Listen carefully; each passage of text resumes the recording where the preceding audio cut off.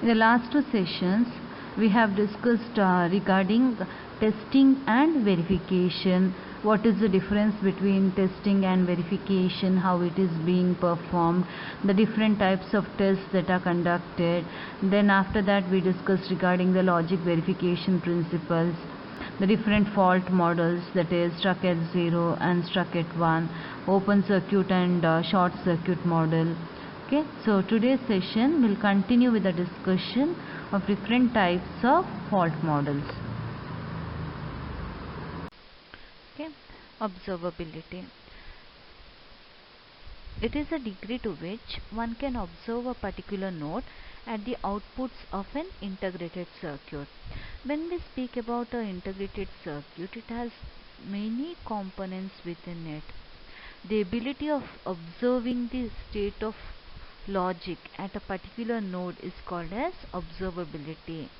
Observability means to determine the signal at any node in the circuit by controlling the circuit's inputs and checking the outputs. So it can be defined as the ease of observing a node by watching external output pins of the chip. So this term observability for a digital circuit is defined as the difficulty of observing the state of a logic signal at any node in the circuit. Observability can be defined as the ability to observe a signal at a particular node, and controllability, in simple terms, it refers to how well we can control the signal at a particular node. So we can define the controllability as the ability to set a particular logic signal to 0 or 1, and controllability means to establish a specific signal value. This value might be either logic 0 or logic 1 at each node by setting the circuit inputs. It can be defined as the ease of forcing a node to logic 0 or logic 1 by driving input pins of the chip. Controllability of a digital circuit is defined as the difficulty of setting particular logic signal to 0 or 1. The term fault coverage, it refers to the percentage or how much fault a system can detect. It defines the ability of a method to handle faults in various components. It refers to the percentage of some type of fault that can be detected during the test of any engineered system. A measure of goodness of a set of test vectors is the amount of fault coverage it achieves. So for any system, for this matter, it should have a very good fault coverage. That means it should be able to check if there are any faults in the system. Let us see how a fault coverage is calculated. So this fault coverage will be calculated for every node in the circuit. So initially one of the node is taken, okay, and it will be held to 0.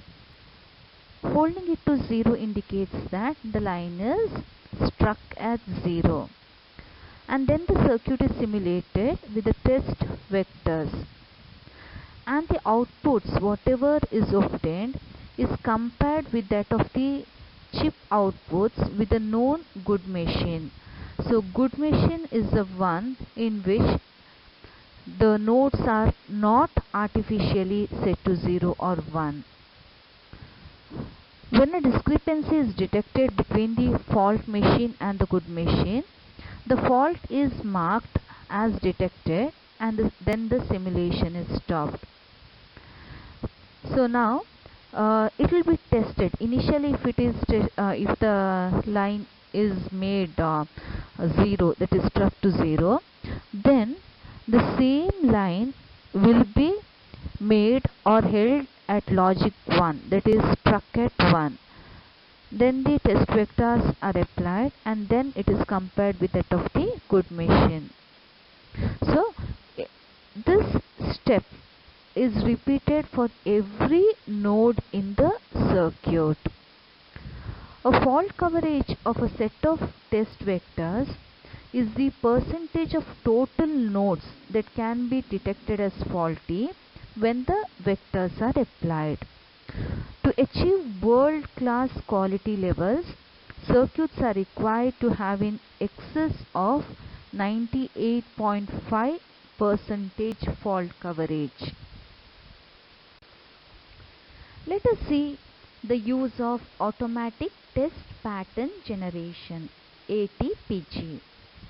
As the name suggests, this automatic test pattern generation means generating the test pattern required to carry out the testing task. So these patterns are generated automatically. That is the meaning of automatic test pattern generation. Let us see how testing was done earlier. Historically, in the IC industry, the logic and the circuit designers implemented the functions at the RTL or schematic level. Then the mask designers completed the layout and the test engineers wrote the test. This was the sequence of operation. The test engineers, they were like Sherlock Holmes of the industry, reverse engineering circuits and devising circuits that would write the test in an adequate manner. It was realized that the test engineers found it very difficult to generate the pattern that is required for carrying out the test. So the circuit designers were asked to include addition circuitry in the actual circuit to carry out the testing task. But with this, the complexity and the density of the chip increased, thereby increasing the overall cost of the chip also. To deal with this burden, automatic test pattern generation methods were invented. This automatic test pattern generation, it is an electronic design automation method or technology which is used to find an input sequence that when applied to a digital circuit enables automatic test equipment to distinguish between the correct and the faulty circuit behavior. This automatic test pattern generation, it is a process used in the semiconductor electrical testing wherein the vectors or the input patterns required to check a device for faults, they are automatically generated by a program. The vectors are sequentially applied to the device under test and the device's response to each set of inputs is compared with the expected response from a good circuit. An error in the response of the device means that the device is faulty. This manufacturing test, ideally, it would check every node in the circuit to prove if it is not struck. Here, the smallest sequence of the test vectors which is necessary to prove that each node is not struck is applied to each of the node. Good observability and controllability, it reduces the number of test vectors required for manufacturing test.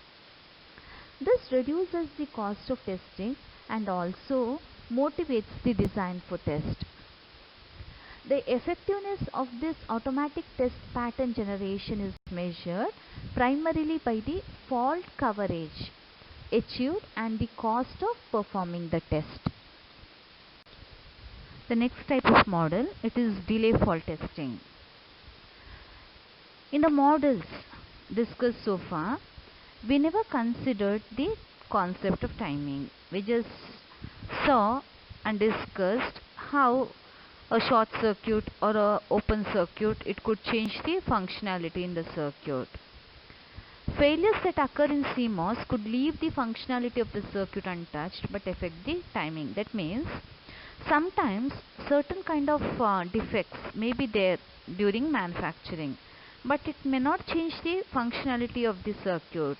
The circuit may perform the same function as it was intended to perform.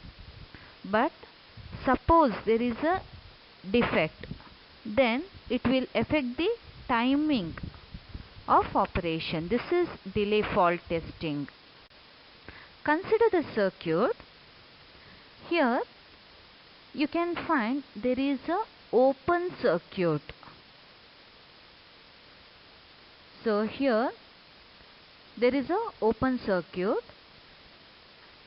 Now let us consider the operation. See here, when both are on, that is A, when it is equal to 1, even though there is a open circuit, there is another path, that is one more terminal is connected in parallel, there is another path to ground.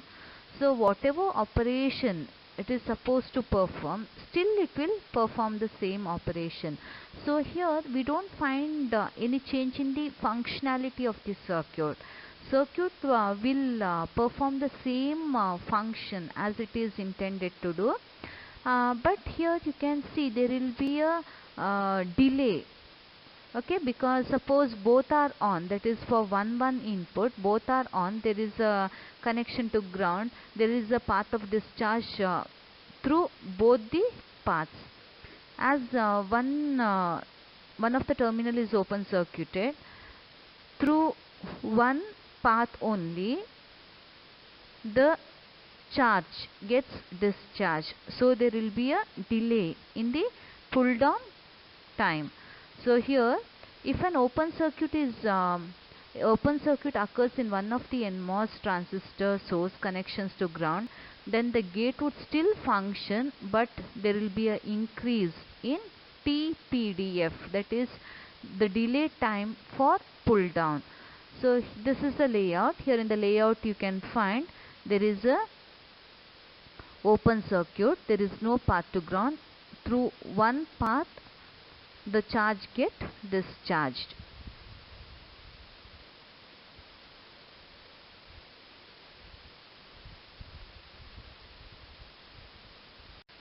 Next let us see what is design for testability. DFT, or design for testability, it consists of IC design techniques that add testable features to a hardware product design. That means to a hardware product design, additional circuit is added in order to perform the testing process.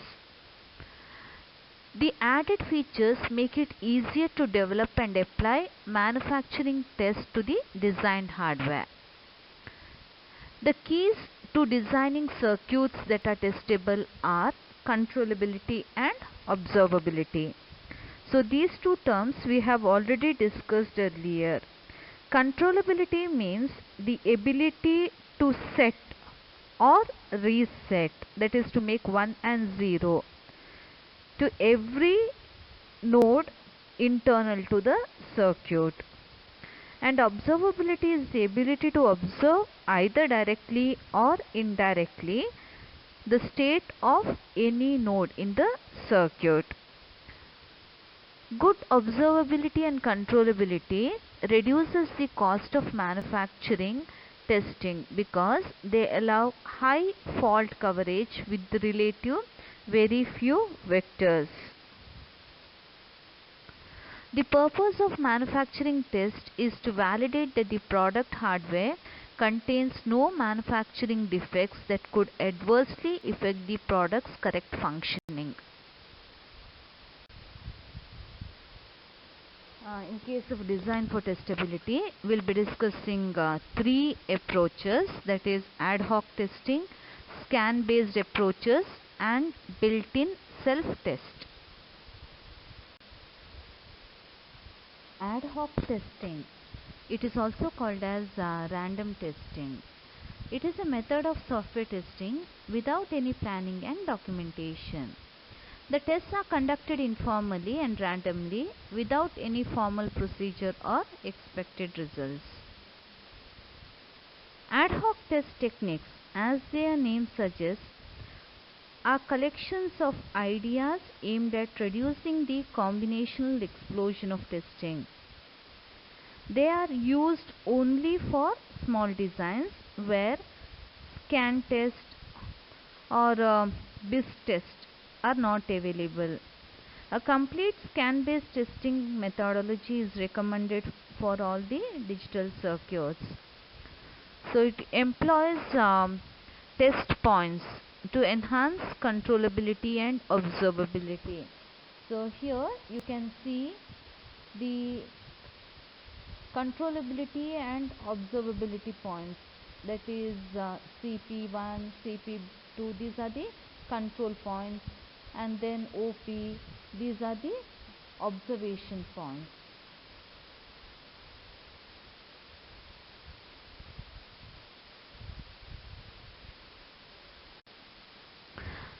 The common techniques used for ad hoc testing include partitioning the large sequential circuits, adding test points, adding multiplexers, providing for easy state reset. So in the previous slide we have seen we have added additional test points, that is observation points and controllability. Then even multiplexers can be included. The technique classified in this category is the use of bus in a bus oriented system for test purpose. Each register will be loaded from the bus and capable of being driven into the bus. Here the internal logic values that exist on the data bus are enabled under the bus for testing purpose. Also multiplexers can be used to provide alternative signal paths during testing. In CMOS, transmission gate multiplexers, they provide low area and delay overhead. Any design should always have a method of resetting the internal state of the chip within a single clock or at most a few cycles. Apart from making testing easier, this also makes simulation faster as few cycles are required to initialize the chip. In general, we can say ad hoc testing techniques, they represent a bag of tricks developed over the years by designers to avoid the overhead of systematic approach of testing. Here in the circuit you can see that additional multiplexers are required for carrying out the test. Scan design technique is used in IC manufacturing to increase the overall testability of the circuit. As logic devices became more complex, it took increasing amounts of time and effort to manually create and validate tests. It was too hard to determine test coverage and the test took too long to run. The technique is referred to as functional test. So the industry moved to a design for test approach where the design was modified to make it easier to test. The approach that ended up dominating IC test is called structural or scan test because it involves scanning patterns into the internal circuits within the device under test. The design's flip-flops are modified to allow them to function as stimulus and observation points or scan cells during the test while they perform their intended function during the normal operation. These scan tests are generated by automatic test pattern generation tools.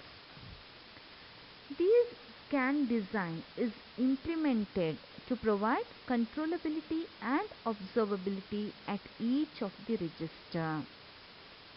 A scan design with full controllability and observability turns the sequential test problem into a combinational one so that testing becomes simpler. We know that in a combinational circuit, the output depends upon the present inputs, whereas in a sequential circuit, the output it depends upon the present input as well as the previous output. In sequential circuit, the initial state, that is maybe the register values, it is not known initially. Consequently, the sensitization of faults and the propagation of the corresponding responses may turn to be a hard task. Any error that is generated will be propagated through the circuit in case of a sequential circuit. So we need to convert the sequential circuit into a combinational circuit. The solution is to use techniques for the proper initialization of the circuit state to some known values. This is done by the application of proper test vector sequences and the use of set or reset signals to set up the required state. Development of efficient techniques to set the initial state and observe the subsequent state after the response of the circuit. The scan test can perform structured faults. These structured faults may be caused by manufacturing problems, maybe because of silicon defects, photolithography defects, or maybe mass contamination, or maybe because of process variation or defective oxide, which causes electrical defects such as shorts, opens, transistors struck or open, and changes in the threshold voltage, that in turn causes the logical defects such as struck at 1 or 0, slower transition, and bridging or bridging. Let us see how this scan design works.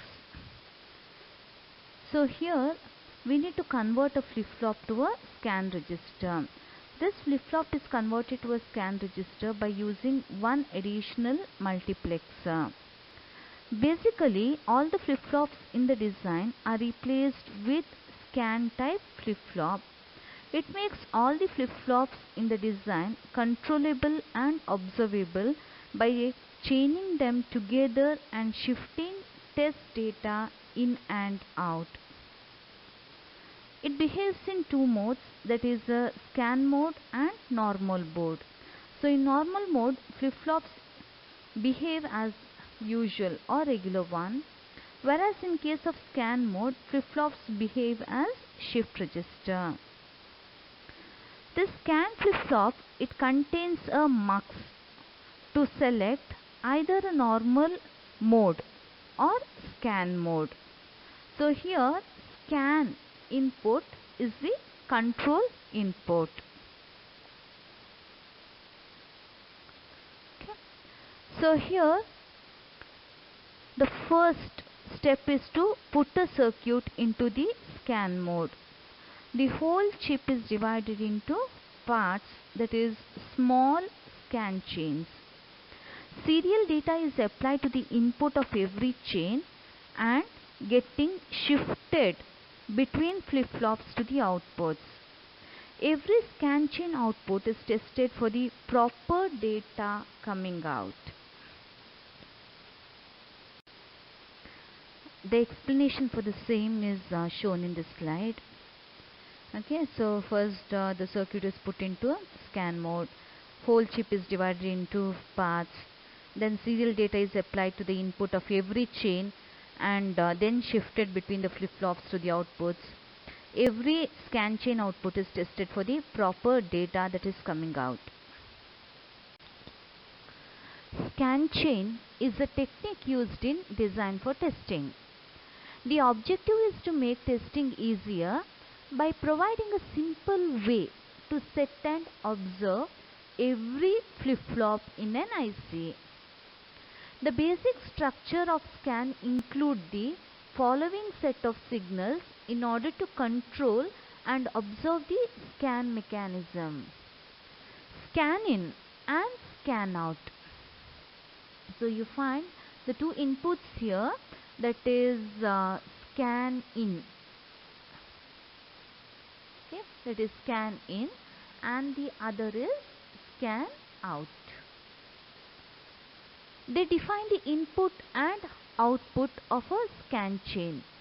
In a full scan mode, usually each input drives only one chain and scan out is observed.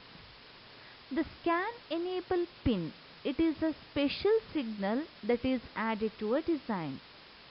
When the signal is applied, every flip-flop in the design is connected into a long shift register. Clock signal, which is used for controlling all the flip-flops in the chain during shift phase and the capture phase. The arbitrary pattern can be entered into the chain of flip-flops and the state of every flip-flop can be read out.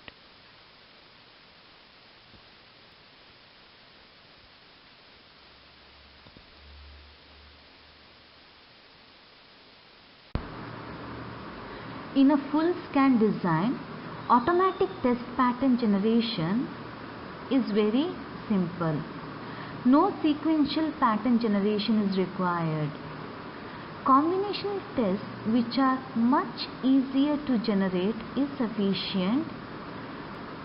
If we have the combinational test, it can be performed as follows. First, we need to assert scan mode and set up the desired inputs.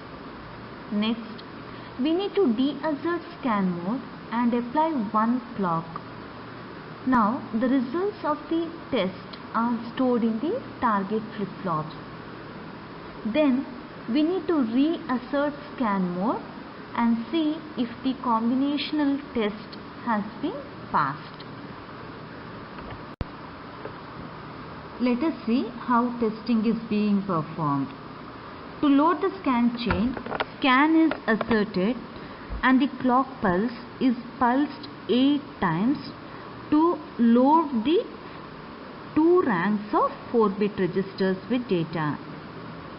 Then the scan is deasserted and the clock is asserted for 1 cycle to operate the circuit normally with the predefined inputs. Then the scan is reasserted and the clock is asserted 8 times to read the stored data output. At the same time, the new register contents can be shifted in for the next test. Testing proceeds in this manner of serially clocking the data through the scan register to the right point in the circuit, running a single system clock cycle and serially clocking the data out for the observation. In this scheme, every input to the combinational block can be controlled and every output can be observed. In addition, running a random pattern of ones and zeros through the scan chain can test the chain by itself.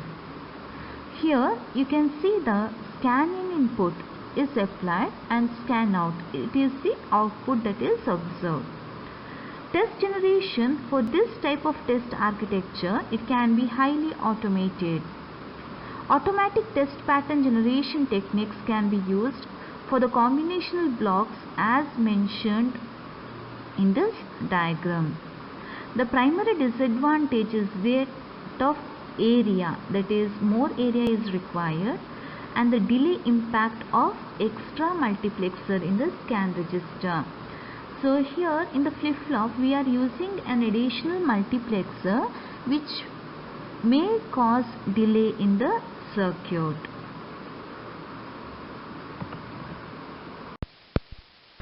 In this session we have discussed regarding the manufacturing test principles. That is, we have discussed the concepts of observability, controllability, fault coverage, automatic test pattern generation, delay fault testing, design for testability. So under this section we have discussed regarding ad hoc testing and scan design. We'll look into more circuits of scan design in the next session.